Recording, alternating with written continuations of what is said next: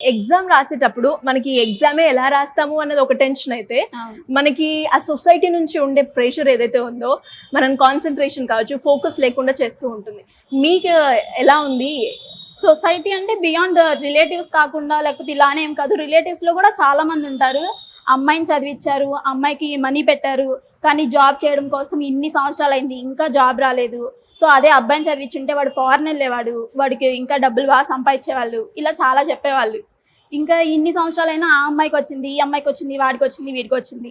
So వాళ్ళు ఇంత సంపాదిస్తున్నారు, నువ్వు ఇంకా ఇదే పట్టుకొనే ఎలా ఆడుతా ఉన్నావు, నీకు వచ్చిద్దో రాదో నీకే తెలీదు, ఇంకా ఇదే ఎన్ని రోజులు పట్టుకుంటావు, ఇలా అడిగిన వాళ్ళు కూడా చాలా మంది ఉన్నారు. అందరికీ సైలెన్స్తో చాలాసార్లు సమాధానం చెప్పాను.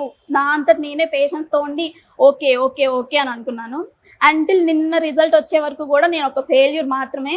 ఈ రోజు మాత్రమే అందరూ ఒక సక్సెస్ఫుల్ పర్సన్గా చూస్తున్నారు, కానీ ఆ ఫెయిల్యూర్ నుంచే ఇక్కడ దాకా వచ్చింది.